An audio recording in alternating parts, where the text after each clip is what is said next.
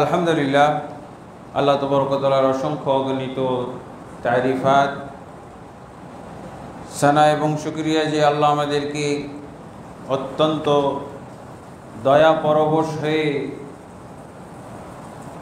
এই রমজানুল মুবারককে পাইয়ে দিয়েছেন। এটা আমাদের জন্য বিরাট একটা আল্লাহর পক্ষ থেকে নিয়ামত, রহমত। এর জন্য আমরা সবাই শুকরিয়া আদায় করি। আলহামদুলিল্লাহ রাব্বিল আলামিন। নবী মুহাম্মদুর রাসূলুল্লাহ সাল্লাল্লাহু আলাইহি ওয়াসাল্লামের প্রতি অসংখ্য সালাত ও সালাম নাজিল হোক। আল্লাহুম্মা সাল্লি আলাইহি, আল্লাহুম্মা বারিক আলাইহি, আল্লাহুম্মা সাল্লিম আলাইহি। অতঃপর আমরা যে নিয়ামতের মাস, কল্যাণ এবং নেকি সমৃদ্ধ মাস পেয়েছি, এর জন্য আল্লাহর শুকরিয়া আদায় করে শেষ করার মতো নয়। আল্লাহ তাবারক ওয়া তাআলা আমাদেরকে যেন এই মাসের যাবতীয় কল্যাণ, খায়ের, বারাকাত অর্জন করে ধন্য হওয়ার তৌফিক দান করেন, আল্লাহুম্মা আমিন।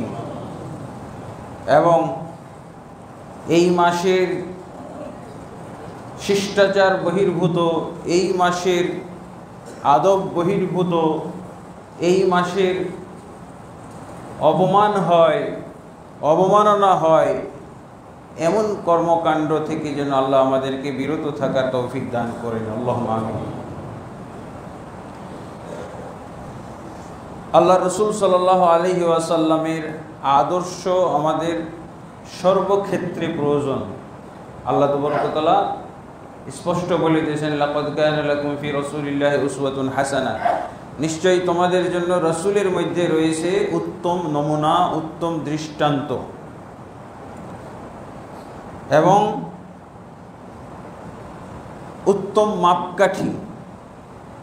রাসূলুল্লাহ সাল্লাল্লাহু আলাইহি ওয়াসাল্লামকে মাপকাঠি বা দৃষ্টান্ত হিসেবে আমাদেরকে সর্বপ্রথম যেই ক্ষেত্রে, যেই জায়গায়, যেই খাতে ব্যবহার করতে হবে সেটা হলো ইবাদত, ইবাদত বন্দেগী। আর এটাই হলো আল্লাহর দৃষ্টিতে মূল কথা, ইসলামের দৃষ্টিতে মূল জিনিস ইবাদত। কারণ আল্লাহ আমাদেরকে সৃষ্টি করেছেন কিসের জন্য? ইবাদতের জন্য। আর ইবাদত বলতে অবশ্যই আমাদেরকে বুঝতে হবে আল্লাহর এবং রসুলের পক্ষ থেকে নির্ধারিত আইটেমগুলো। আমরা পণ্ডিতি করে অনেক কথা বলে থাকি, আমাদেরকে আল্লাহ রাজনীতির জন্য তৈরি করছেন। ইবাদতের আইটেমগুলো তো আল্লাহ উল্লেখ করে দিয়েছেন, রাসূল সাল্লাল্লাহু আলাইহি ওয়াসাল্লাম ব্যাখ্যা বিশ্লেষণ করে বুঝিয়ে দিয়েছেন। অথচ আমরা এমন এমন আজগুবি শব্দ বলে থাকি আন্দোলনের জন্য, বিপ্লবের জন্য। হ্যাঁ, ইবাদত আল্লাহ তাবারক ওয়া তাআলা আমাদেরকে সৃষ্টি করেছেন ইবাদতের জন্য। আর ইবাদতের মূল হলো তাওহীদ। আল্লাহকে রাজি খুশি করার জন্যে ইবাদত করতে হবে। আর ইবাদত বলতে আর কিছুই বোঝা জায়েজ হবে না, একমাত্র আল্লাহ যা নাম ধরে ধরে বলে দিয়েছেন, আকিমুস সালাহ ওয়া আতুজ যাকাত, কুতিবা আলাইকুমুস সিয়াম, তোমাদের উপরে সিয়াম ফরজ করে দেওয়া হয়েছে, আল আমরু বিল মারুফ ওয়ান নাহি আনিল মুনকার। এইরকম একটি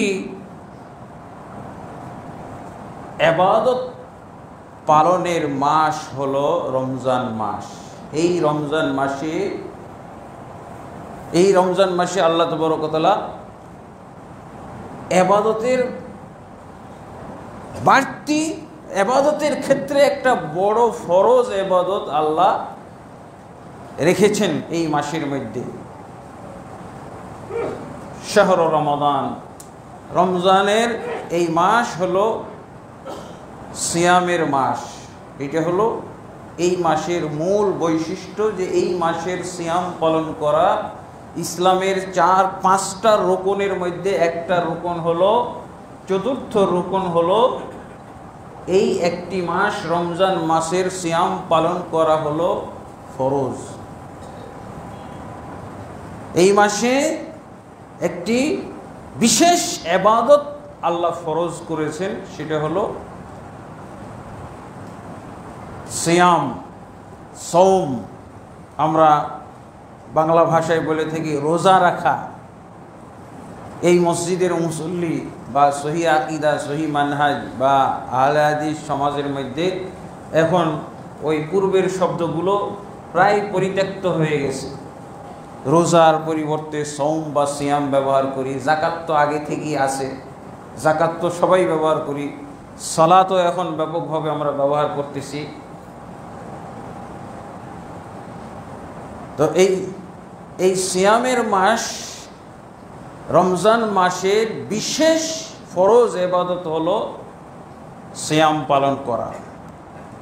আর অন্যান্য ইবাদতের বিশেষ বৈশিষ্ট্য এই মাসে রয়েছে, সেগুলো ফরজ নয়, নফল, কিন্তু সেই নফলগুলোর বেশ ফজিলত বৃদ্ধি করা হয়েছে এই মাসে। কতগুলো আমরা সহি হাদিস থেকে জানতে পারি, কতগুলো জয়ীফ হাদিসের মাধ্যমে জানতে পারি, কতগুলো আনুমানিক কিয়াসের মাধ্যমে আমরা জানতে পারি, অনুমান ও কিয়াসের মাধ্যমে জানতে পারি। আল্লাহ তাবারক ওয়া তাআলা স্পষ্ট বলে দিয়েছেন, ইয়া আইয়ুহাল্লাযীনা আমানু কুতিবা আলাইকুমুস সিয়ামু কামা কুতিবা আলাল লাযীনা মিন ক্বাবলিকুম লাআল্লাকুম তাত্তাকুন। হে ঈমানদারগণ, তোমাদের উপরে সিয়াম ফরজ করে দেওয়া হয়েছে যেভাবে তোমাদের পূর্ববর্তীদের উপরে ফরজ করা হয়েছিল। লাআল্লাকুম তাত্তাকুন, যাতে করে তোমরা তাকওয়া অর্জন করতে পারো, আল্লাহ ভীরুতা অর্জন করতে পারো। তাহলে আল্লাহ ইবাদত ফরজ করেছেন, আর বিভিন্ন পর্যায়ে বিভিন্ন ধাপে ধাপে ইবাদতের আইটেম উল্লেখ করে দিয়েছেন। এই ইবাদতের আইটেমগুলোর মধ্যে আমাদেরকে সীমাবদ্ধ থাকতে হবে, তাহলে ওগুলো ইবাদত হবে। আর এর বাইরে গেলে ওগুলো বিদআত হয়ে যাবে। বাইরের ইবাদতগুলো, যেই আইটেমগুলো আল্লাহ এবং আল্লাহর রাসূল উল্লেখ করেছেন, এগুলো পালন করা হলো ইবাদত, সওয়াবের কাজ, জান্নাতে যাওয়ার কাজ, আখিরাতের পাথেও। আর যে সমস্ত ইবাদতের আইটেম আল্লাহ বা তার রাসূল উল্লেখ করেননি, এগুলো সব বেদাত, সব জাহান্নামে যাওয়ার কারণ এবং আল্লাহ এবং তার রাসূলের নাখুশির কারণ, ক্রোধের কারণ হবে, ক্রোধ ভাজন হওয়ার কারণ। ইবাদত জাতীয় যা আপনি পাবেন এটা না, আল্লাহ যে ইবাদতগুলো উল্লেখ করেছেন, রাসূল সাল্লাল্লাহু আলাইহি ওয়াসাল্লাম যে ইবাদতের আইটেমগুলো উল্লেখ করেছেন, তার চেয়ে অনেক বেশি আমি বানাইতে পারি, তার চেয়ে কয়েক গুণ বেশি আমি বানাই দিতে পারবো। এটা কি তাহলে আমার জন্য কোনো ক্রেডিট হবে, কৃতিত্ব? এটা আমার জন্য কোনো যোগ্যতার ব্যাপার? আল্লাহ এবং আল্লাহর রাসূল যে সমস্ত ইবাদতের আইটেম দিয়ে গেছেন বা বর্ণনা করেছেন, তার চেয়ে বহুগুণ ইবাদতের আইটেম আমি বলতে পারি। কিন্তু এই ইবাদতের আইটেমগুলো সব হলো বিদআত, সব হলো জাহান্নামে যাওয়ার ইবাদত, জাহান্নামে যাওয়ার কারণ। যদি সেই ইবাদতের আইটেমটা আল্লাহ এবং আল্লাহর রাসূলের পক্ষ থেকে নির্ধারিত, প্রদত্ত না হয়ে থাকে, স্পষ্ট কথা, এবং এইটা জাহান্নামে যাওয়ার দিক থেকে আরো বেশি কঠিন পাপ, জাহান্নামে যাওয়ার দিক থেকে কঠিন পাপ কোনটা? ইবাদত। ইবাদত সবচেয়ে কঠিন পাপ যদি আল্লাহ এবং আল্লাহর রাসূল থেকে নির্ধারিত না হয়। খারিজিদেরকে আল্লাহ রাসূল সাল্লাল্লাহু আলাইহি ওয়াসাল্লাম ইসলাম থেকে খারিজ ঘোষণা করেছে শুধু ইবাদতের কারণে, শুধু ইবাদত। ওদের কোনো পাপ নাই, পাপ খুঁজে পাবেন না আপনি। শুধু ইবাদতের কারণে আল্লাহ রাসূল সাল্লাল্লাহু আলাইহি ওয়াসাল্লাম তাদেরকে ইসলাম থেকে খারিজ ঘোষণা করেছেন, জাহান্নামে যাওয়ার সার্টিফিকেট দিয়ে দিয়েছেন, এমনকি জাহান্নামের কুত্তাও বলেছেন। অথচ ইবাদত বন্দিগির দিক থেকে এদের চেয়ে বেশি ইবাদতকারী আর পৃথিবীতে কাউকেও পাওয়া যাবে না। ইবাদতটা তাহলে কত দর্শনীয়! আমাদের দেশের হুজুরদের এটা মাথাই ধরে না। খারিজিদের এত গুমরাহ হওয়ার একটাই মাত্র কারণ, দুইটা কারণ না। তারা সবচেয়ে বেশি ইবাদত গুজার, ইবাদত পালনকারী। আর তাদের কাছে পাপ খুবই ঘৃণিত জিনিস। পাপ হলো সব কঠিন ঘৃণিত জিনিস। পাপ করলেই তাদেরকে কাফের মনে করে, আল্লাহর বিরোধিতা। তাহলে বুঝেন, তাহলে মাপকাঠির মধ্যে থাকাটাই হলো আসল ইবাদত। মাপকাঠি বলতে ইবাদত আমি করব, কিন্তু ইবাদতের আইটেমগুলো আমি খুবই সতর্কতার সাথে, সাবধানতার সাথে, সূক্ষ্মভাবে চিহ্নিত করে নিতে হবে। নামগুলো জেনে নিতে হবে, কোন কোন ইবাদত, আইটেমগুলো জেনে নিতে হবে। আমার কাছ থেকে আপনি আইটেম শিখলে কুলাইতে পারবেন না। 24 ঘন্টা আপনি 1 সেকেন্ডও সময় পাবেন না। এত ইবাদত আমি বানাইতে পারি, এত ইবাদতের আইটেম আমার কাছে জমা আছে। 24 ঘন্টার মধ্যে আপনি একটা সেকেন্ডও খালি পাবেন না, শুধু ইবাদত আর ইবাদত। কিন্তু আল্লাহ তাবারক ওয়া তাআলা আমাদেরকে যেই ইবাদত করতে বলেছেন এবং আইটেমগুলো দিয়েছেন, এর মধ্যে কি আছে? রিল্যাক্স আছে, এর মধ্যে আমাদের আরাম বিশ্রামের ব্যবস্থা আছে, মধ্যম পন্থা। তা আলহামদুলিল্লাহ, এই রমজানের যে বিশেষ ইবাদত সিয়াম পালন, সিয়াম শব্দের অর্থই কিন্তু কি? বিরত থাকা। তাহলে এটা বিরত থাকার ইবাদত। আর সালাত হলো আমরা অন্য ইবাদতগুলো হলো করার ইবাদত, করণীয় এবং বর্জনীয় এর মধ্যে আছে। আর সিয়াম বলতে হলো, সিয়ামের আসল দিক হলো, সিয়াম শব্দই অর্থই হলো বিরত থাকা। বিরত থাকলে কি থেকে বিরত থাকবেন আপনি? এবং এই বিরত থাকাকে আল্লাহ রাসূল সাল্লাল্লাহু আলাইহি ওয়াসাল্লাম সুন্দর করে ব্যাখ্যা দিয়েছেন। মান সামা রমাদানা ঈমানান ওয়া ইহতিসাবান গুফিরা লাহু মা তাকাদ্দামা মিন যামবি। যে ব্যক্তি বিরত থাকবে ঈমানের সাথে, বিরত থাকবে, সিয়াম পালন করবে, অর্থ বিরত থাকবে ঈমানের সাথে, ঈমান সহকারে, ঈমান ছাড়া নয়। ঈমান মানে আল্লাহর প্রতি বিশ্বাস। কি আল্লাহ বিরত থাকতে বলেছেন, কি কি আইটেম থেকে বিরত থাকতে বলেছেন, এগুলো সব এই আইটেমগুলো জানতে হবে। আমরা খালি কয়েকটা আইটেমের কথা বলে থাকি। কি? খানা খাওয়া যাবে না, পানি পান করা যাবে না, যৌন সম্ভোগ করা যাবে না। এবং এই কয়টা জিনিস এমন সুন্দরভাবে আমরা বুঝেছি, যদি তাকে যদি পিটানো হয় তাও খানা খাবে না। এই মসজিদের মুসল্লি, আমি বিশ্বাস করি এই মসজিদে এমন মুসল্লি আছে যে ওদেরকে যদি পিটানো হয়, এই তুই খানা খাবে না। মানে এই কয়টা জিনিস এমন সুন্দরভাবে বুঝেছে যে খানা খাওয়া যাবে না, পানি পান করা যাবে না, যৌন সম্ভোগে, যৌনাচারে লিপ্ত হওয়া যাবে না। এই কয়টা জিনিস বুঝে যাওয়ার কারণে কি করে, সে তাকে যদি পিটানো হয় তাও খানা খাবে না, তাকে যত দামি জুস দেওয়া হোক সেই জুসটাও খাবে না, যত সুন্দরী নারী দেওয়া হোক সেটাও সে হয়তো ধারে কাছে যাওয়ার চেষ্টা করবে না। আসলে কি এই কয়টাই বিরত থাকার নাম সিয়াম, আর কিছু নাই? এগুলো তো সব হালাল জিনিস। হালাল জিনিস থেকে বিরত হওয়ার মাধ্যমে উদ্দেশ্য ছিল যেগুলো স্থায়ীভাবে হারাম। আপনার স্ত্রী তো হারাম না, শুধু সূর্যাস্ত পর্যন্ত হারাম। কিন্তু আল্লাহর উদ্দেশ্য হলো হারাম থেকে বিরত থাকার একটা অভ্যাস গড়ে তোলা, হারাম থেকে। এই জন্য হালালগুলো বিরত থাকতে বলছেন। আর ইমানের সাথে বিরত থাকবেন। আপনি কেন বিরত খাচ্ছেন না? আল্লাহর নির্দেশ, রসুলের নির্দেশ, রসুলের নিষেধাজ্ঞা আছে, আল্লাহর নিষেধাজ্ঞা আছে, তাই আমি খানা খাবো না। কেন আমি পানি পান করব না? আল্লাহর নিষেধাজ্ঞা, রসুলের নিষেধাজ্ঞার জন্য আমি পানি পান করব না। যৌন সম্ভোগে লিপ্ত হব না, কেন? আল্লাহর নিষেধাজ্ঞার জন্য, রসুলের নিষেধাজ্ঞার জন্য। আচ্ছা, আর কিছু আছে না নিষেধাজ্ঞা? এগুলি তো সব অস্থায়ী, রমজান মাসের জন্য, রমজান মাসের সীমিত সময়ের জন্য নিষেধাজ্ঞা। সেটা হলো সুবহে সাদেক থেকে সূর্যাস্ত পর্যন্ত। কিছু স্থায়ী নিষেধাজ্ঞা আছে না? স্থায়ী নিষেধাজ্ঞা আছে না? একে পানি পান করানো যাচ্ছে না দর্রা মেরে পিটনি দিয়ে, অথচ যেটা স্থায়ী নিষেধ শিরক করে যাচ্ছে, সে মুনাফিকি করে যাচ্ছে, এটা স্থায়ী নিষেধাজ্ঞা না? সে মিথ্যা কথা বলে যাচ্ছে, এটা তো স্থায়ী নিষেধাজ্ঞা। এখানে তো আপনাকে দর্রা মেরে মিথ্যা কথা বলতে হয় না, পিটনি দিয়ে মিথ্যা কথা বলতে বাধ্য করা হচ্ছে না। আপনি যে একজনের সাথে প্রতারণা করছেন, আপনি যে সুদ খাচ্ছেন, এই সুদ খেতে তো কেউ আপনাকে পিটনি দিচ্ছে না, আপনি খাচ্ছেন কেন? সুদের সাথে এই রমজান মাসে জড়িত কেন আপনি? আবার এই লোকটাই আপনি বেত মারলেও আপনি খানা খাচ্ছেন না, বেত মারলেও আপনি কি বলে পানি পান করছেন না।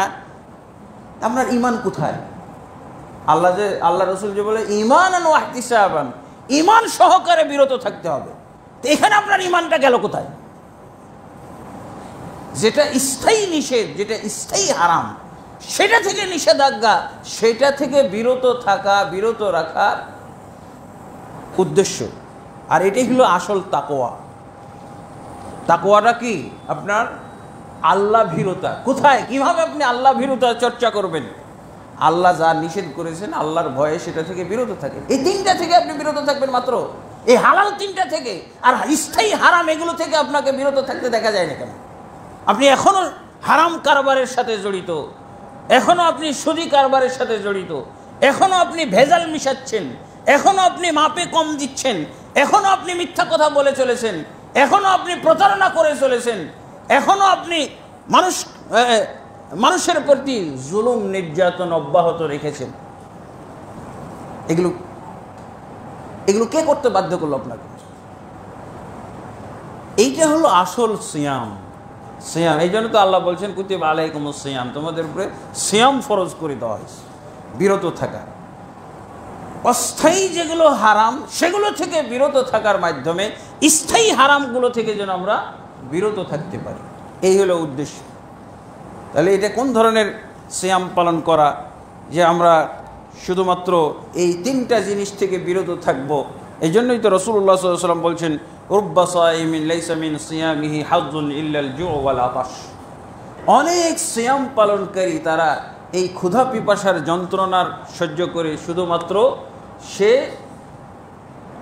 ক্ষুধা আর পিপাসার যন্ত্রণাই পেয়ে থাকে, কোনো সওয়াব, কোনো ইবাদত তার হয় না। এগুলো কারা? এগুলো হলো মাল্লাম ইয়াদা কাওলা যুরি ওয়াল আমালা বিহি ফালাইসা লিল্লাহি হাজাতুন ফি আন ইয়াদা তাআমাহু ওয়া শারাবাহু। আল্লাহ রাসূল সাল্লাল্লাহু আলাইহি ওয়াসাল্লাম বলছেন, যে ব্যক্তি রমজানের সিয়াম রেখে অথবা সিয়াম পালন অবস্থায় কাওলা যুর, মিথ্যা কথা বলা এবং গর্হিত কাজ, সিয়াম বিরোধী কার্যকলাপ থেকে বিরত থাকলো না, আল্লাহ রাসূল সাল্লাল্লাহু আলাইহি ওয়াসাল্লাম বলছেন এই ব্যক্তির খানা পানি ত্যাগ করাতে আল্লাহর কোনো প্রয়োজন নেই। এই যে কষ্ট করে খানা পানি ত্যাগ করে চলেছে, এতে আল্লাহর কোনো প্রয়োজন নাই। অর্থাৎ এই সিয়াম আল্লাহর কাছে কোনো মূল্য নাই।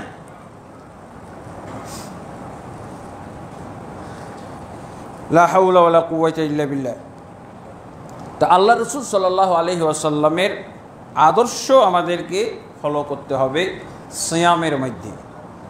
সিয়ামের মধ্যে আল্লাহ রাসূল সাল্লাল্লাহু আলাইহি ওয়াসাল্লামের আদর্শ। আল্লাহ রাসূল সাল্লাল্লাহু আলাইহি ওয়াসাল্লাম এই সিয়ামটাকে, এই সিয়াম রমজানের এই বিশেষ ইবাদতকে সৌন্দর্যমণ্ডিত করার জন্য, এটাকে সুন্দরভাবে যথাযথভাবে করার জন্যে আল্লাহ রাসূল সাল্লাল্লাহু আলাইহি ওয়াসাল্লাম খানা পানি, যৌন সম্ভোগ ছাড়া আরও যত নিষেধাজ্ঞা আছে, যেগুলো স্থায়ী নিষেধাজ্ঞা, স্থায়ী হারাম, এগুলো থেকে বিরত থাকতে বলেছেন। যদি কেউ বিরত না থাকে তাদের এই সিয়ামের কোনো প্রয়োজন নাই। এই সিয়াম থেকে শুধুমাত্র ক্ষুধা আর পিপাসার যন্ত্রণাই তার ভাগ্যে জুটে, এটাই তার অংশ। সেই পরকালে জান্নাত, পরকালে জাহান্নাম থেকে মুক্তি, এটা তার ভাগ্যে জুটবে না। এবং এই সিয়াম নামক যে ইবাদতটা, এই ইবাদতটা আল্লাহ তাবারক ওয়া তাআলা নিজের দিকে সম্পর্কিত করেছেন। আস-সাওমু লি ওয়া আনা আজজি বিহি। এই সিয়াম আমার জন্য রাখা হয়, এই জন্য আমি তার সওয়াব দান করি। আল্লাহর জন্যে রাখা হয়, সব ইবাদতই আল্লাহর জন্যে রাখা হয়, কিন্তু এই সিয়ামটা অন্যান্য ইবাদতের চাইতে এর কিছু ব্যতিক্রম বৈশিষ্ট্য আছে, যার জন্য আল্লাহ তাবারক ওয়া তাআলা নিজের দিকে সম্পর্কিত করেছেন। যেমন অন্যান্য ইবাদতের ব্যাপারে বলা হয়েছে, যে হাদিসটা আমি পড়েছি, আল হাসানাতু বিআশরি আমসালিহা, যে কোনো নেকি করলে আল্লাহ তাবারক ওয়া তাআলা সেই নেকির 10 গুণ সওয়াব দিয়ে দেন। একটা নেকি করলে 10 গুণ দিয়ে দেন, এবং এই 10 থেকে আরও বৃদ্ধি করে 700 গুণ পর্যন্ত আল্লাহ তাবারক ওয়া তাআলা নিয়ে যান। কিন্তু এই সিয়ামের নেকির ব্যাপারে বলা হচ্ছে যে এর কোনো এরকম অঙ্কের হিসাব নাই, 10, 700 এগুলো নাই। এবং এটা বোঝানো হয়েছে একটা কোরআনের আয়াত দিয়ে, সূরা জুমারের 10 নম্বর আয়াত, ইন্নামা ইউওয়াফাস সাবিরুনা আজরাহুম বিগাইরি হিসাব, নিশ্চয়ই সবরকারীদেরকে আল্লাহ তাবারক ওয়া তাআলা যে সওয়াব দান করেন সেটা হলো বেহিসাব, হিসাব নিকাশ ছাড়া, আনলিমিটেড বলতে আমি কি বুঝবো? 700 বুঝবো, 7000 বুঝবো, 7 লাখ বুঝবো? আনলিমিটেড মানে এটার কোনো শেষ নাই। এটা একমাত্র আল্লাহই জানে কত পরিমাণ। আল্লাহর জন্যে, আমার জন্যে সিয়াম পালন করা হয়, এই জন্য আমি আল্লাহ এই সিয়ামের সওয়াব দান করব। আল্লাহু আকবার। এখানেই হলো সিয়ামের অন্যান্য ইবাদতের চাইতে আলাদা বৈশিষ্ট্য, যে এই ইবাদতটার আল্লাহ তাবারক ওয়া তাআলা নিজে সওয়াব দান করবেন, এবং এই সওয়াবটা হলো বেহিসাব, আনলিমিটেড। কারণ এই সিয়ামের মধ্যে সব ধরনের সবর পাওয়া যায়। সবরের 3টা প্রকার, আলেমরা 3টা প্রকার উল্লেখ করেছেন। একটা হলো সবর আলা তাআ, আল্লাহর ইবাদত এবং আনুগত্যের কাজে সবর করা। সবাই কি ইবাদত করতে পারে নাকি? যাদের সবর আছে, সবর মানে নিজের অন্তরকে নিয়ন্ত্রণ, কন্ট্রোল করা, বেঁধে নেওয়া। আমি আল্লাহর ইবাদতে নিজেকে বাধ্য করে ফেলেছি। দেখেন না, এই জুমার দিনও অনেক হতভাগা আল্লাহর বান্দা, তাদের নামও আব্দুর রহমান, আব্দুর রহিম, নুরুল ইসলাম, মুনিরুল ইসলাম, মুজাহিদুল ইসলাম, তারা ঘুরে বেড়াচ্ছে, দুনিয়ার পূজা করে বেড়াচ্ছে। আসতে পেরেছে ওরা জুমার দিনে? এই জুমার সালাত পড়তে আসতে পারবে? যারা আসে নাই তাদের সংখ্যাই তো বেশি। তাদের ইবাদত এবং আনুগত্যে সবর নাই। তারা নিজেদের মনকে, অন্তরকে নিয়ন্ত্রণ করতে পারে নাই, আটকাইতে পারে না, এই জন্য তারা আসে না। আমরা যারা এখানে মুসল্লি এসেছি, তারা আমাদের সবর আলা তাআ, ইবাদতের ক্ষেত্রে একটা যে সবর, মনকে নিয়ন্ত্রণ করা, কন্ট্রোল করা, সেটা পেরেছি। আর একটা হলো সবর আলাল মাআসি, গুনাহ থেকে বিরত থাকা। গুনাহ থেকে বিরত থাকার জন্য অন্তরকে কন্ট্রোল করা যে কত কঠিন, সেটা যারা ভুক্তভোগী তারাই বলতে পারবে। গুনার কাজে লিপ্ত হব না। সবাই সুদি কারবার করতেছে, আমি বিরত। সবাই ঘুষ খাচ্ছে, আমি খাচ্ছি না। সবাই দুর্নীতি করছে, একই পরিবেশে, একই অফিসে থেকে আমি দুর্নীতি থেকে বেঁচে থাকার চেষ্টা করছি। দেখেন, জিজ্ঞেস করেন কত কঠোর, কত কষ্ট। দুর্নীতি না করাটা যে কত কষ্ট। আল্লাহ রাসূল সাল্লাল্লাহু আলাইহি ওয়াসাল্লাম তো বলছেন যে এক সময় আসবে যে সময় ইসলামের উপরে টিকে থাকায়, সেটা হলো হাতের তালুতে আগুনের টুকরা নিয়ে থাকার মতো কষ্ট। জিজ্ঞেস করেন, আমার কাছে এরকম বহু নমুনা আছে, বহু দৃষ্টান্ত আছে, বহু মানুষের সংবাদ আছে। এক মেয়ে মানুষ, মহিলা, সে কি করবে? ভালো চাকরি পেয়েছে, খুবই ভালো চাকরি, সে কম্পিউটার সায়েন্সে পড়া, চাকরিও পেয়েছে ভালো। তারপরে হঠাৎ করে সে ইসলামী বিষয়, পর্দা বিষয়ে লেখাপড়া করার পর সে দেখতেছে যে এই পরিবেশে তার চাকরি করাটা ঠিক না। ডানে পুরুষ, বামে পুরুষ, সামনে পুরুষ, পিছনে পুরুষ, উপরে পুরুষ, নিচে পুরুষ। এই পরিবেশে আমি পর্দানাসীন একজন মেয়ে, সব হলো পুরুষদের সাথে কারবার। তো ওই বেচারি চাকরিটা ছেড়ে দিয়েছে, চাকরিটা ছেড়ে দিয়েছে। এখন তার বাবার পরিবারও তাকে ভৎসনা করতেছে এবং তার শ্বশুরের পরিবারও তাকে, মনে হচ্ছে পৃথিবী একেবারে সাথে সাথে তার পৃথিবীটা সংকীর্ণ হয়ে গেল। এত প্রশস্ত পৃথিবী সাথে সাথে সংকীর্ণ হয়ে গেল যখন সে ইসলামটা বুঝে ফেলল। তাহলে এটা কি? সবর আলাল মাআসি, পাপ কাজ থেকে নিজেকে বিরত রাখা। এই যে রমজান মাসে, এই যে এতক্ষণ বললাম কতগুলো পাপ কাজের সিরিয়াল বললাম, এগুলো থেকে বিরত থাকার দাবি করে না সিয়াম? যারা এই সমস্ত পাপ কাজ নিষেধাজ্ঞা থেকে বিরত থাকলো, এদের কাছে কি আছে তাহলে? পাপ কাজ থেকে সবর করা, পাপ কাজে সবর করা। আর একটা সবরের প্রকার হলো সবর আলা আকদারিল্লাহ, আল্লাহর পক্ষ থেকে যে কষ্ট তার উপরে নেমে আসে, এই কষ্টের উপরে সবর করা। আল্লাহর পক্ষ থেকে কষ্ট, এই যে সব দিন তো আমার এক যাচ্ছে না, হঠাৎ করে একদিন এমন পিপাসা লেগে গেছে মারাই যাব, এরকম অবস্থা, আপনি সেন্সলেসও হয়ে যেতে পারেন। ক্ষুধা, এত বেশি ক্ষুধা যে মনে হচ্ছে ক্ষুধাতেই হত্যা করে ফেলবে, আজকে ক্ষুধার জ্বালায় মারা যাব, এরকম অবস্থা। এটা তো সব দিন হয় না, কোনো কোনো দিন হয়ে যেতে পারে।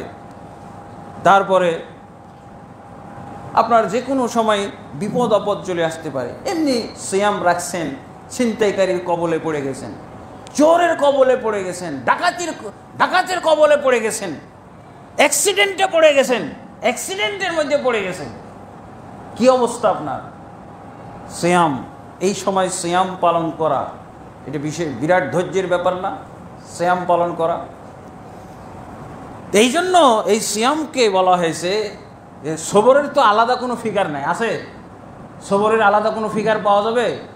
আমাদের দেশের আমাদের যুগের মুসলমানরা যখন খুব সুখে শান্তিতে থাকে, কোনো ঝামেলা নাই, তখন সে সবরকারী, তখন তার সবরের অভাব নাই, সবরের ওয়াজও করতে পারে। যখন বিপদে পড়ে যায় আর সবর নাই, আল্লাহকেও গালিগালাজ করে, নাউজুবিল্লাহ। এই রমজান মাসে যদি সন্তান মারা যায় তাহলে হচ্ছে কি করবে? সবর আলা আকদারিল্লাহ, আল্লাহ যা তার জন্য নির্ধারণ করেছে তাকদীরের ব্যথার ওপরে, তাকদীরের ভালো মন্দের ওপরে সবর করা, এটা হলো এক প্রকার সবর। এই তিন প্রকার সবর নিয়েই কিন্তু সিয়াম নামক ইবাদত। এই জন্য আল্লাহ বলছেন আস-সাওমুলি, এই সিয়ামের পুরস্কার আমার উপরে ছেড়ে রাখা আছে, আমি ছেড়ে দিয়েছি আমার উপরে, কোনো ফেরেশতা লিখবে না, ফেরেশতা লিখতে পারবে না। এটা আল্লাহ সরাসরি রেকর্ড করে রাখছেন এবং আল্লাহ যে হিসাব, যে তাকে পুরস্কার দিবেন সেগুলো হলো বেগাইরে হিসাব, কোনো হিসাব নিকাশ ছাড়া আল্লাহ এই সওয়াব দান করবেন। তারপরও আমরা দেখি অনেকটা বৈশিষ্ট্য আলাদা, যেমন আমরা মনোবৃত্তির বিপরীত যা কিছু সব কিছু থেকে বিরত থাকতে হয়। হজ উমরার ক্ষেত্রে যদি আমরা যাই দেখা যাবে যে হজ উমরাতে অনেকগুলো নিষেধাজ্ঞা থেকে বিরত থাকি। কি নিষেধাজ্ঞা? যে আমরা এই হজ উমরার মধ্যে আতর খুশবু ব্যবহার করতে পারবো না এহরাম অবস্থায়, যৌন সম্ভোগে লিপ্ত হইতে পারবো না, ঠিক আছে, কিন্তু আমার খাওয়া পানির ব্যাপারে নিষেধাজ্ঞা নেই। আমি যে কোনো ধরনের ভালো খানা ভালো পানীয় খাইতে পারি, তাই না? ভালো পানি ভালো খানা খাইতে পারি, এই নিষেধাজ্ঞা এখানে নাই। তারপরে সালাতের মধ্যেও অনেক নিষেধাজ্ঞা আছে, কিন্তু এই সালাতের মধ্যেও আমরা যে খানা পানি থেকে বিরত থাকি এটা হলো অল্পক্ষণের ব্যাপার, কিন্তু সিয়ামের ক্ষেত্রে যে আমরা বিরত থাকি এটা হলো দীর্ঘক্ষণ, দীর্ঘ সময় ধরে। আল্লাহ রাসূল সাল্লাল্লাহু আলাইহি ওয়াসাল্লাম তো অনেক সময় ইফতারও করতেন না, ইফতারবিহীন সিয়াম, একাধারে কয়েকদিন পর ইফতার করতেন, একসাথে 4-5 দিন সিয়াম পালন করে ইফতার করতেন, এই হলো অবস্থা।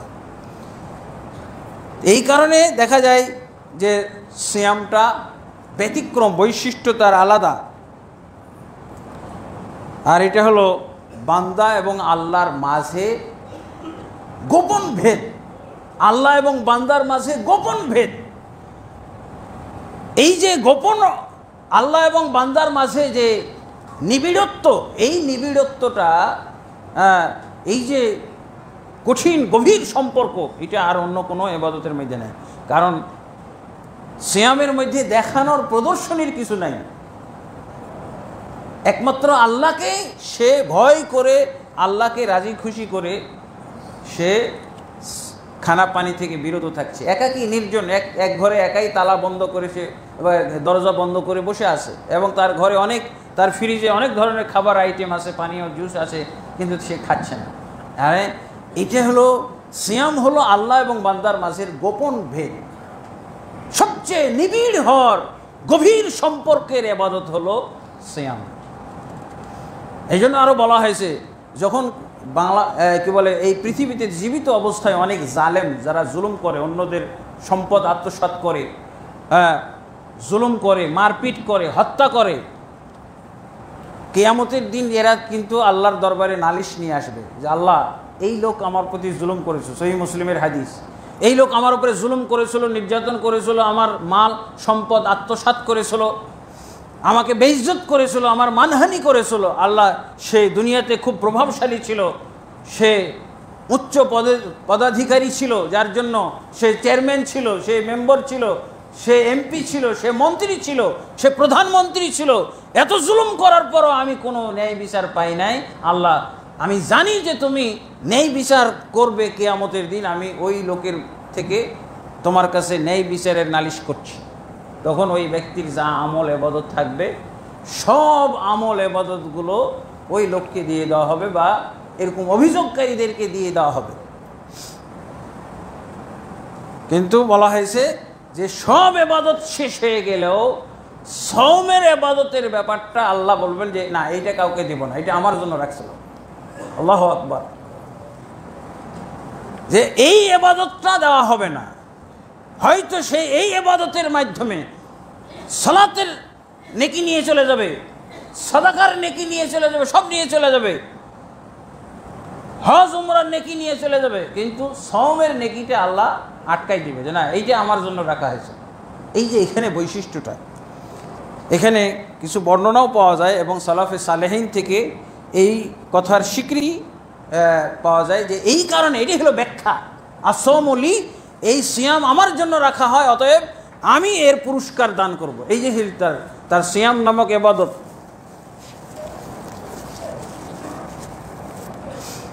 এই যে সিয়াম নামক ইবাদতটা আল্লাহ আটকাই দিলেন, এইটা বিতরণ করলেন না। এটাই হলো ব্যাখ্যা, আসৌমলি, এই সিয়াম আমার জন্য রাখা হয়, অতএব আমি এর পুরস্কার দান করব। আল্লাহ দুনিয়াতে রাসূলের মাধ্যমে সিয়ামের পুরস্কার যে ঘোষণা করেছিল, ফজিলত ঘোষণা করেছিল, এটা কিয়ামতে আল্লাহ তাবারক ওয়া তাআলা এইভাবে কি করবেন, বাস্তবায়ন করবেন। এই আলহামদুলিল্লাহ। এরপরও আল্লাহ রসুল সাল্লাল্লাহু আলাইহি ওয়াসাল্লাম এই রমজানের সিয়ামকে বৈশিষ্ট্যমণ্ডিত এবং সৌন্দর্যমণ্ডিত করার জন্যে আরও কিছু আমল ইবাদতের কথা তিনি তুলে ধরেছেন। এই আমল ইবাদতগুলো আমরা রমজান মাসে করতে পারি, এবং আল্লাহ তাবারক ওয়া তাআলা এই রমজান মাসে বহু আরও বাড়তি ইবাদতের ব্যবস্থা রেখেছেন, যাতে করে আমরা এই ফরজ আদায়ের পাশাপাশি এই নফলগুলোর মাধ্যমে বিপুল পরিমাণ সওয়াবের অধিকারী হইতে পারি, আখেরাতের পাথেয় সংগ্রহ করতে পারি, বিপুল পরিমাণ আমরা নেকির ব্যালেন্স তৈরি করতে পারি। যেমন এই মাসে আল্লাহ তাবারক ওয়া তাআলা কিয়ামুল লাইলের ব্যবস্থা রেখেছেন। কিয়ামুল লাইল, এই কিয়ামুল লাইল সম্পর্কেও আল্লাহ রাসূল সাল্লাল্লাহু আলাইহি ওয়াসাল্লাম বলছেন, মান কামা রমাদানা ঈমানান ওয়া ইহতিসাবান গুফিরা লাহু মা তাকাদ্দামা মিন যামবিহি। যে ব্যক্তি এই মাসের কিয়াম পালন করবে ঈমান সহকারে এবং ইহতিসাবের সাথে, আল্লাহ তাবারক ওয়া তাআলা তার অতীতের সমস্ত গুনাহকে মাফ করে দিবেন। আল্লাহু আকবার। এবং আল্লাহ রাসূল সাল্লাল্লাহু আলাইহি ওয়াসাল্লাম রমজান মাসে এই কিয়ামুল লাইলের বাড়তি গুরুত্ব দান করতেন। এমনকি রাসূলুল্লাহ সাল্লাল্লাহু আলাইহি ওয়াসাল্লাম এই কিয়ামুল লাইল জামাত সহকারে আদায় করেছেন, এবং মসজিদে জামাত সহকারে কেউ যদি এই কিয়ামুল লাইল আদায় করে, তাহলে ইমাম যতক্ষণ পর্যন্ত আদায় করলো ততক্ষণ পর্যন্ত যদি ইমামের সাথে কিয়ামুল লাইল আদায় করে তাহলে গোটা রাত্রি কিয়ামুল লাইল করার সওয়াব আল্লাহ আমলনামায় লিখে দেবে। আল্লাহু আকবার। এটা হলো রমজান মাসের বৈশিষ্ট্য। রমজানের বাইরে তো কিয়ামুল লাইলের জামাত নাই। আল্লাহ রাসূল সাল্লাল্লাহু আলাইহি ওয়াসাল্লাম 3 দিন জামাত করে পড়িয়েছেন এবং এই কথা তিনি বলেছেন যে যে ব্যক্তি ইমামের সাথে জামাতবদ্ধ হয়ে কিয়ামুল লাইল পালন করবে সেই ব্যক্তির সারা রাত কিয়ামুল লাইলের সওয়াব লেখা হবে। যদিও কিয়ামুল লাইল পালন করলো হয়তো 1 ঘন্টা বা 2 ঘন্টা, কিন্তু ফজর আজান দেওয়া পূর্ব পর্যন্ত পুরা রাত কিয়ামুল লাইলের সওয়াব লেখা হবে। কয় রাকাতের লেখা হবে তাহলে? 100 রাকাত হয়ে যাবে তো মনে হয়। হ্যাঁ, কিয়ামুল লাইলের সওয়াব লেখা হবে।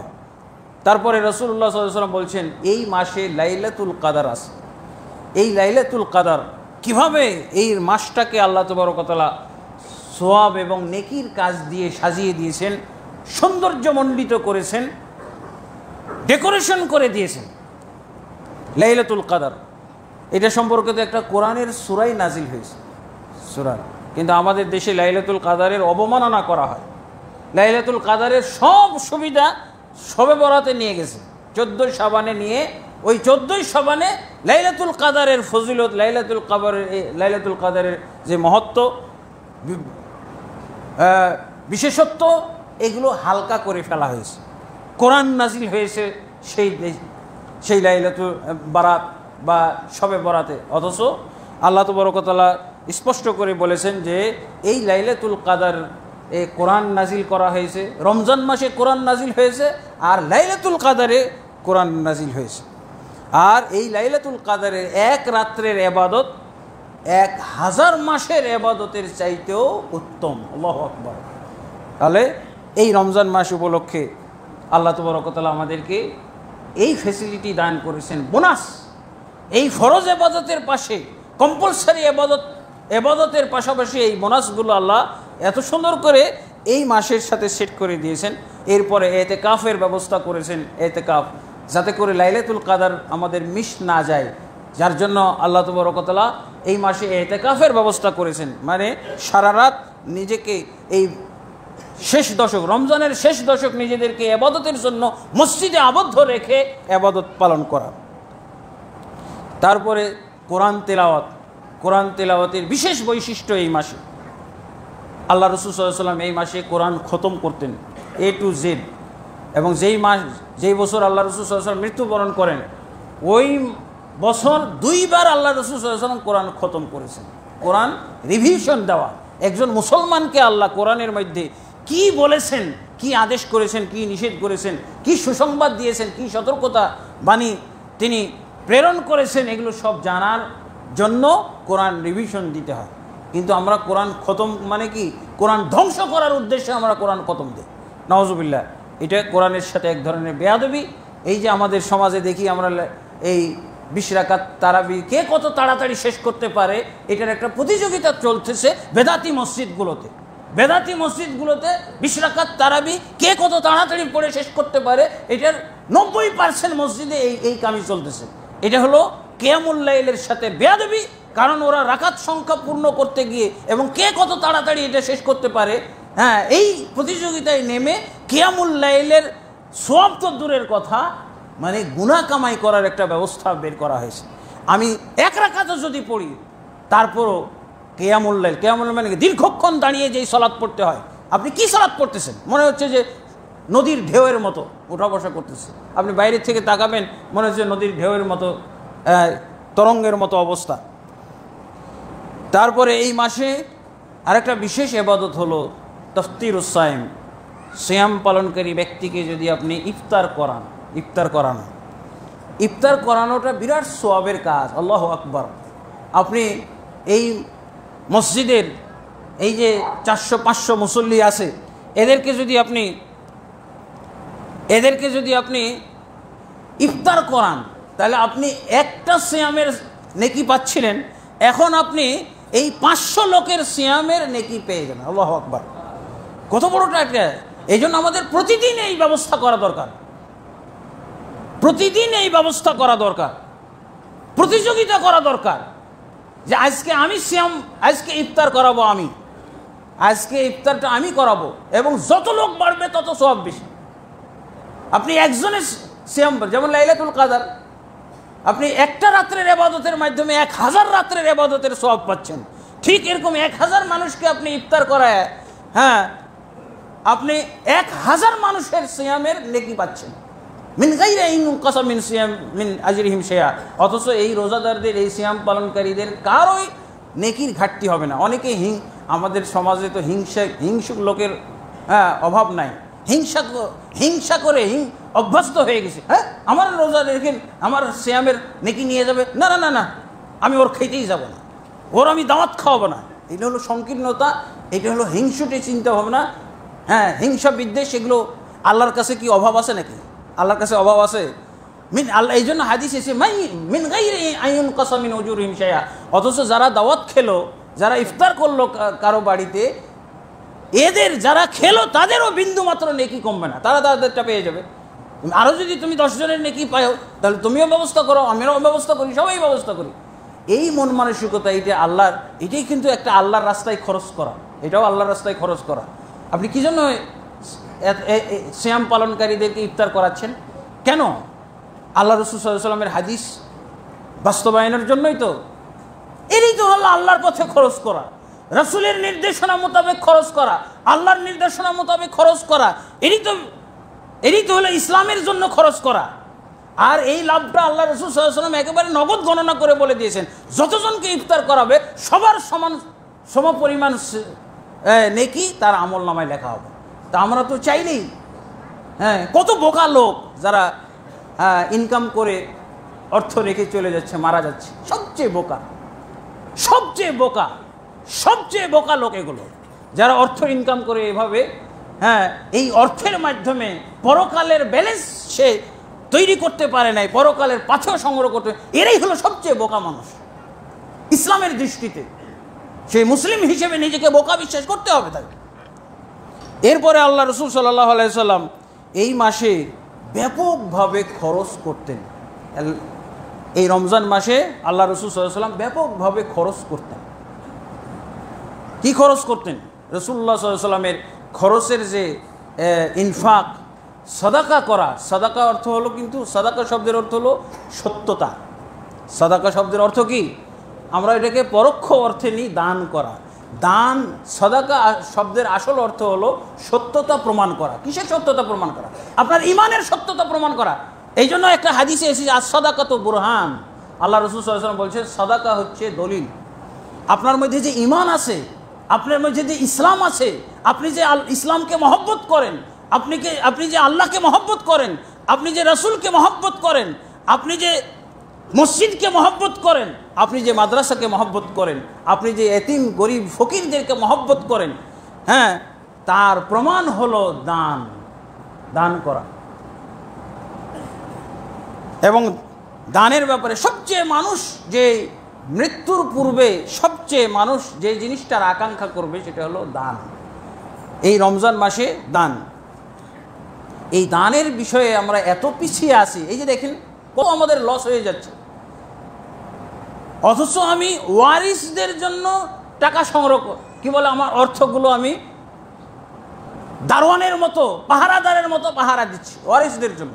আর এই ওয়ারিসরা কি আপনার উপকারে পুরোপুরি আসবে? আপনি নিজে বেঁচে থাকতে যা দান করবেন সেটাই হলো আপনার সম্পদ। যেটা আখেরাতে আপনি প্রেরণ করলেন সেটা আপনার সম্পদ, যেটা আপনি ব্যবহার করলেন সেটা আপনার সম্পদ। আর যেটা আপনি রেখে গেলেন এইটা আপনার সম্পদ নয়। এই সম্পদ দ্বারা আপনার ক্ষতিও হইতে পারে, এই জন্য ওমর ইবনে খাত্তাব রাদিয়াল্লাহু বলছেন, আল কাইয়িসু মান দানা নাফসাহু ওয়া আমিলা লিমা বা'দাল মাউত। তিরমিজি শরীফের হাদিস। চালাক ব্যক্তি হলো সেই ব্যক্তি যে মৃত্যুর পরের যে জীবন আছে এই জীবনের জন্য কাজ করে, আর নিজের হিসাব নিকাশ নিজেই করে। ঘুমাতে যাওয়ার আগে আজকে কয়টা আমি সৎ কাজ করেছি, কয়টা গুনার কাজ করেছি, এই গুনার কাজগুলোকে সৎ কাজের মাধ্যমে ডিসমিস করে দেয়। এটি হলো আত্মসমালোচনা করা, নিজের হিসাব কষা। দিনের শেষে নিজের হিসাব কষা যে আমি কয়টা ভালো কাজ করেছি। আমার খুবই কষ্ট লাগে। এই মাদ্রাসা এখানে কিন্তু একটা, আপনারা দেখছেন এটা সহিহ আকীদা মানহাজের একটা মসজিদ, এর সাথে একটা মাদ্রাসা আছে। এই প্রতিষ্ঠানের পিছনে একটা বিরাট পরিকল্পিত স্বপ্ন আছে। এটা একটা নির্দলীয়, দলাদলি, সাংগঠনিক টানা হিসড়া মুক্ত একটা মসজিদ, একটা পরিবেশ। এই পরিবেশটাকে উন্নত করার জন্য, এই জায়গায় ছাত্রদেরকে শিক্ষা দেওয়ার জন্য, এই জায়গার থেকে আলেম গড়ে তোলার জন্য এই স্বপ্ন নিয়ে কিন্তু এই প্রতিষ্ঠানটা গোড়াপত্তন করা হয়েছে, ফাউন্ডেশন দেওয়া হয়েছে, 10 তলা পর্যন্ত হবে। কিন্তু আমাদের সমাজে কি কোটিপতির অভাব আছে? খালি এই মন মানসিকতার অভাব আছে। এই দলিলগুলো আমল করার লোকদের অভাব আছে। দলিল আমল করার লোক, হাদিস এবং কোরআনের আয়াতগুলো বাস্তবায়ন করার লোকের অভাব দেখা যাচ্ছে মুসলিম সমাজে। অথচ এই সমাজে এমনও লোক আছে যারা একাই এই প্রতিষ্ঠানটা চালাইতে পারে। এরকম আমি জানি, এই ঢাকা শহরে একজনই একটা মাদ্রাসা চালায়, একজনই আল্লাহ তাকে সম্পদ দিয়েছেন। সেই সম্পদ থেকে সে একাই কয়েক কোটি টাকা খরচ যায় এক মাসে, পুরোটাই সে নিজে দেয়। কয়েক কোটি টাকা একটা মাদ্রাসা, ধরেন 1000 ছাত্র যদি থাকে, সেই মাদ্রাসার ছাত্র, শিক্ষক, তাদের খানা দানা, খরচপাতি ইত্যাদি বিল টিল মিলে কত খরচ হইতে পারে। নিজে তার কাছে আমি শুনছি, নিজে আমি কারো কাছ থেকে একটা পয়সাও নেই না, পুরোটাই আমি দেই। এরকম সমাজে কয়জন, মুসলিম সমাজ 90% মুসলিম অধ্যুষিত সমাজের মধ্যে কয়জন এরকম লোক আছে? কিন্তু এরকম লোক হওয়া উচিত না।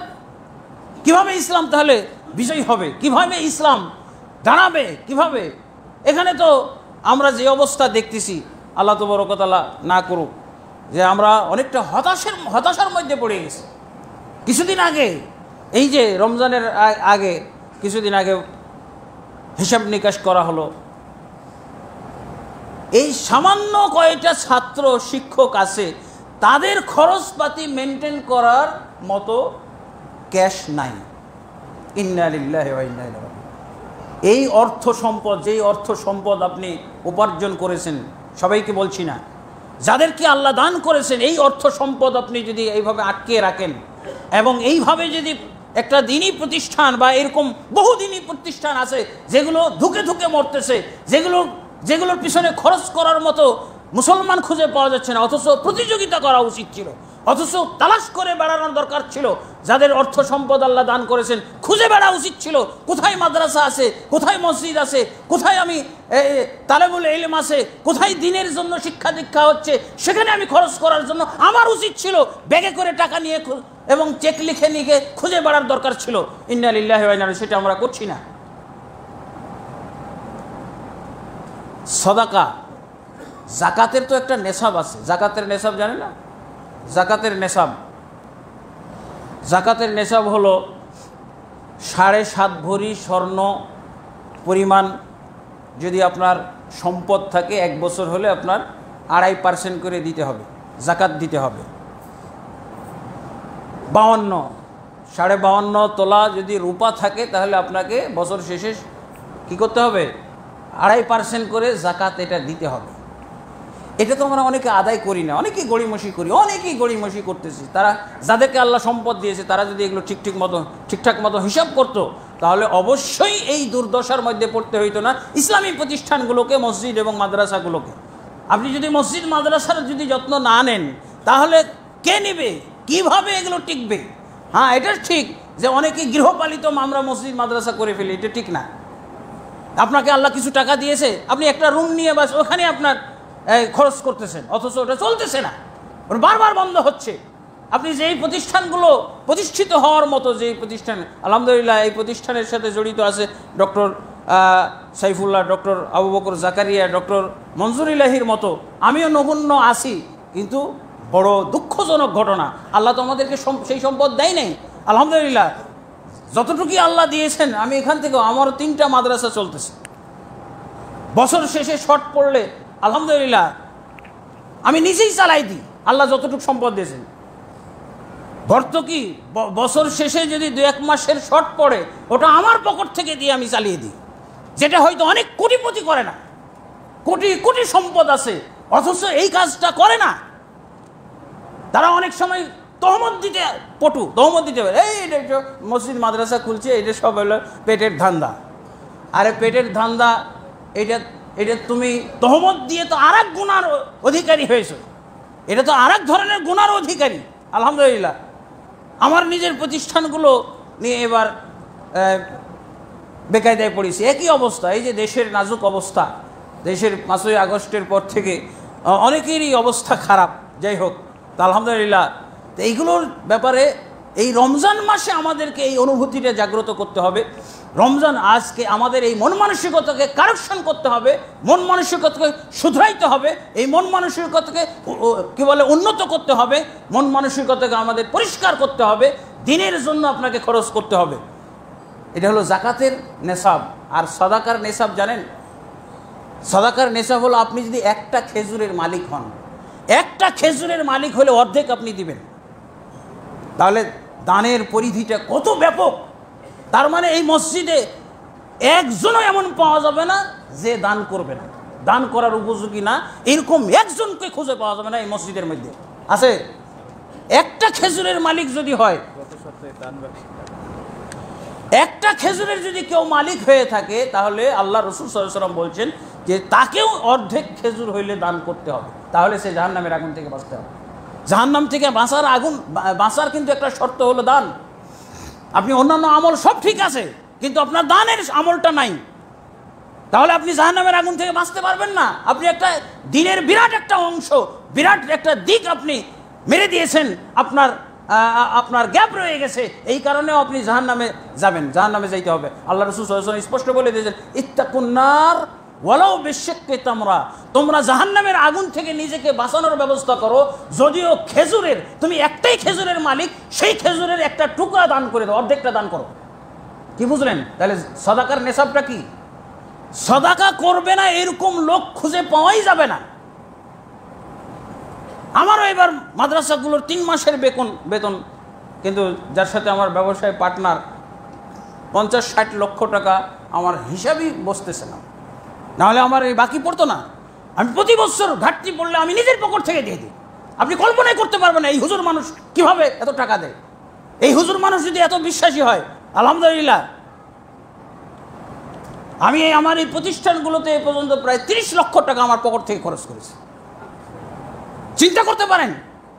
আর আপনি তহমতের দিকে খুব পটু আছেন, এরা হলো মসজিদ মাদ্রাসা হলো পেটের ধান্দা। আপনি সাদাকা করবেন, আল্লাহ আপনাকে কোন দিক থেকে বরকত দিবে আপনি কল্পনাই করতে পারেন না, এই বিশ্বাস আপনার থাকতে হবে। আল্লাহ রাসূল স্পষ্ট চ্যালেঞ্জ করে বলেছেন, মা নাকাসাত মালুন মিন সাদাকা, সাদাকা করলে মোটেও মাল কমে না। আল্লাহর বাণী, আল্লাহ তাবারক ওয়া তাআলা নিজেও বলছেন, ইয়ামহাকুল্লাহুর রিবা ওয়া ইউরবিস সাদাকাত, আল্লাহ তাবারক ওয়া তাআলা সুদকে ভ্যানিশ করে দেন, কিন্তু সাদাকাকে আল্লাহ বৃদ্ধি করেন, সাদাকাকে আল্লাহ বৃদ্ধি করেন।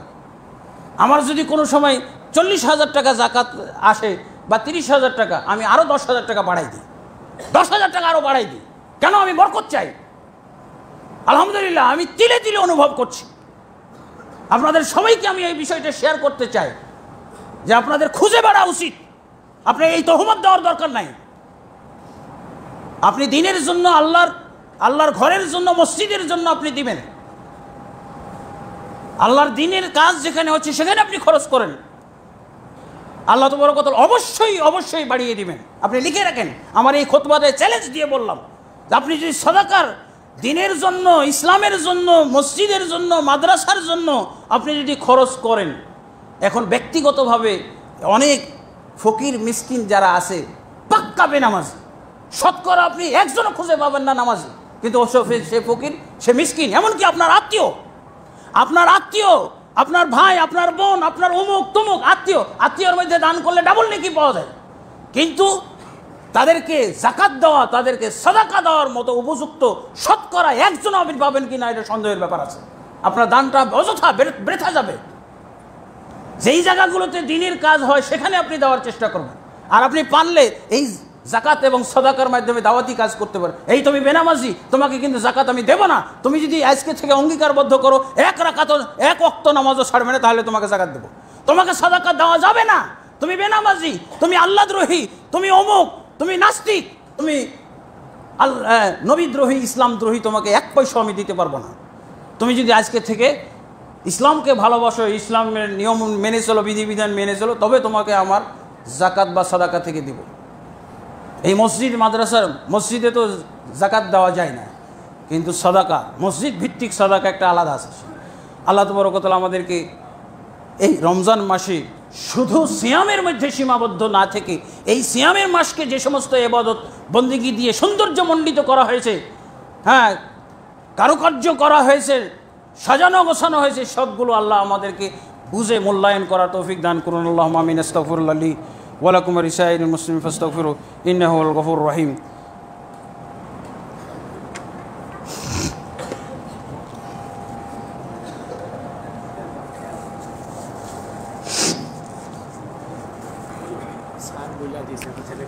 আলহামদুলিল্লাহ রাব্বিল আলামিন ওয়াসসালাতু ওয়াসসালামু আলা রাসূলিল কারীম, আম্মা বা'দ, ফাউযু বিল্লাহি মিনাশ শাইতানির রাজীম। ইন্নাল্লাহা ওয়া মালাইকাতাহু ইউসাল্লুনা আলান নবী ইয়া আইয়ুহাল্লাযীনা আমানু সাল্লু আলাইহি ওয়া সাল্লিমু তাসলিমা।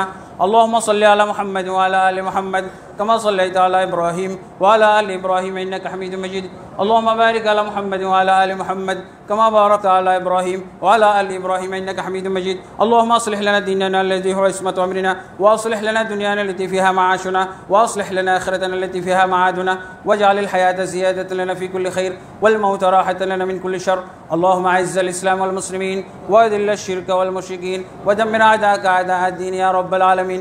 اللهم اصلح ولاة وعلماء وعامة المسلمين وخذ بنواصيهم الى صراطك المستقيم يا حي يا قيوم برحمتك نستغيث. عباد الله رحمكم الله، ان الله يأمر بالعدل والاحسان وايتاء ذي القربى وينهى عن الفحشاء والمنكر والبغي يعظكم لعلكم تذكرون.